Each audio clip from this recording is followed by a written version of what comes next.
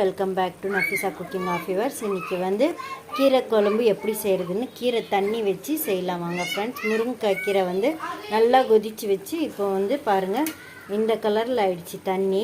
இந்த தண்ணியில் தான் வந்து குழம்பு செய்கிறது, எப்படி செய்கிறதுன்னு பார்க்கலாம் வாங்க. வெங்காயம், பூண்டு, காஞ்ச மிளகாய், சீரகம், மிளகு, தனியாத்தூள், அப்புறமா தேங்காய், ஒரு கைப்பிடி அளவு கொத்தமல்லி, அதுக்கப்புறமா பருப்பு, வேக வச்ச பருப்பு எல்லாமே வறுத்துட்டு அதுக்கப்புறமா நைஸாக மிக்ஸியில் அரைச்சிக்கலாம். எல்லாமே சேர்த்து அரைச்சாச்சு.